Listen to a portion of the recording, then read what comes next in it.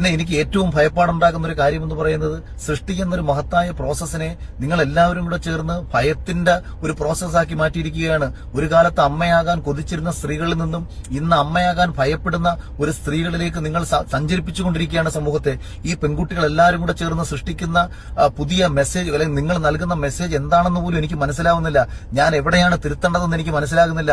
നിങ്ങൾ ഈ ചെയ്യുന്ന കാര്യത്തിന്റെ അപകടത്തെക്കുറിച്ച് നിങ്ങൾക്ക് മനസ്സിലാവുന്നില്ല.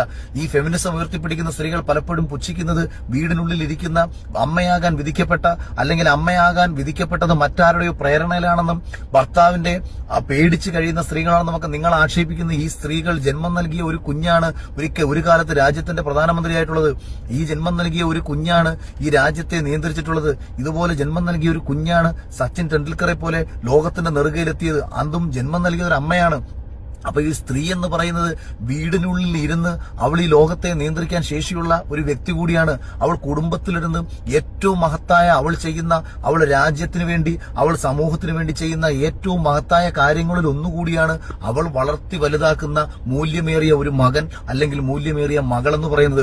അതുകൊണ്ട് എല്ലാം ഇറങ്ങി പുറത്ത് ചെയ്തെങ്കിൽ മാത്രമേ ഈ ഫെമിനിസവും സ്ത്രീകളുടെ തുല്യതയൊന്നും വരും. അങ്ങനൊന്നും ഇല്ല.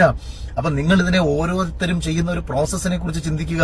വീടിനുള്ളിൽ ഇരിക്കുന്ന ഒരു കുടുംബനാഥ ചെയ്യുന്നത് അവളുടെ മകനെ അല്ലെങ്കിൽ മകളെ ഒരു മികച്ച ഭാവിയിലേക്കുള്ള ഒരു വ്യക്തിത്വമാക്കി വളർത്തിയെടുക്കുന്ന ഒരു പ്രോസസ്സിലാണ് അവൾ അവിടെ വീടിനുള്ളിൽ നിന്ന് ചെയ്തുകൊണ്ടിരിക്കുന്നത്. ഇത് തിരിച്ചറിയാതെ വീടിനുള്ളിൽ തളയ്ക്കപ്പെട്ടവളാണ് അവളെന്നും അവളുടെ സന്തോഷം ഇല്ലാതാക്കിയെന്നും പറയുന്നത് നിങ്ങളുടെ ചിന്തകളെ ബേസ് ചെയ്തിട്ടാണ്.